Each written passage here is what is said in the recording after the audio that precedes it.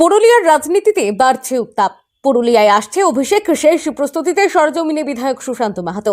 এদিন বাগমুন্ডি বিধায়ক সুশান্ত মাহাতো স্পষ্ট দাবি করলেন, আগামী বিধানসভা নির্বাচনে পুরুলিয়ার 9টি আসনের 9টিতেই জয়ী হবে তৃণমূল কংগ্রেস।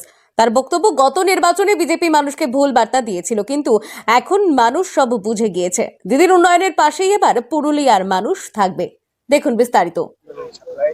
দেখুন, 21শে জানুয়ারি আমাদের সর্বভারতীয় সাধারণ সম্পাদক অভিষেক বন্দ্যোপাধ্যায় পুরুলিয়ায় অনেকদিন পরে আসছেন সভা করতে, লদুলকার এই মাঠে। এবং আমাদের পুরুলিয়া জেলার তৃণমূল কংগ্রেসের সমস্ত কর্মী নেতৃত্ব উৎসাহিত আছে। এবং আমরা এই নিয়ে আমাদের ইতিমধ্যে ব্লকে ব্লকে শহর এলাকায় প্রত্যেকটি জায়গায় আমাদের কিন্তু এই প্রস্তুতি সভা ইতিমধ্যেই হয়ে গেছে এই জনসভার জন্য। এবং এই জনসভায় আমরা লক্ষাধিক লোক আসবে এবং তৃণমূল কংগ্রেসের লক্ষাধিক মানুষ নিয়ে আমরা এই জনসভা করছি।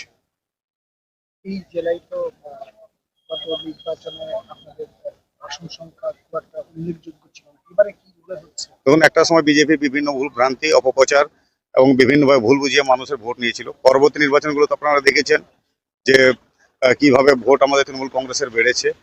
এবং এইবার আমাদের কিন্তু সেই ব্যাপারটা আমরা প্রচারের দিকেও রেখেছি। এবং যেভাবে আমাদের দিদি ইতিমধ্যে দেখেছেন যে আমাদের পাঁচালীর আকারে আমাদের ডেভেলপমেন্টের কাজ আমরা বুথে বুথে অঞ্চলের মানুষের কাছে যাচ্ছি। এবং মানুষকে যেভাবে বিজেপি বিগত দিনে ভুল বুঝিয়েছিল, সেই ভুল মানুষ বুঝতে পেরেছে এবং তৃণমূল কংগ্রেসের পক্ষেই মানুষ আছে। এবং বার্তা নিয়ে অভিষেক বন্দ্যোপাধ্যায় আসছেন, দলের বার্তা, উন্নয়নের বার্তা। এবং এই বার্তা নিয়ে আমরা তৃণমূল কংগ্রেস আগামী বিধানসভা নির্বাচনে জয়লাভ করব। 9টি বিধানসভাতেই 9টিতেই আমরা জয়লাভ করব। অভিষেকের জাদু কতটা কাজে লাগবে এই জেলা? দেখেছেন অভিষেক বন্দ্যোপাধ্যায় নবজোয়ার যখন করেছিলেন, পঞ্চায়েত ইলেকশনে কি রেজাল্ট হয়েছিল। এবং তার সঙ্গে দিদি আমাদের মাথার উপরে আছেন। দিদি তো সবসময় আপনাদের যেভাবে ডেভেলপমেন্টের কাজ করেছেন, দিদি আমাদের সবসময় দেখছেন। তো অভিষেক বন্দ্যোপাধ্যায় আসছেন, যুব সমাজের মধ্যে যেমন উৎসাহ উদ্দীপনা আছে, তৃণমূল কংগ্রেস প্রত্যেকটা কর্মী উৎসাহিত।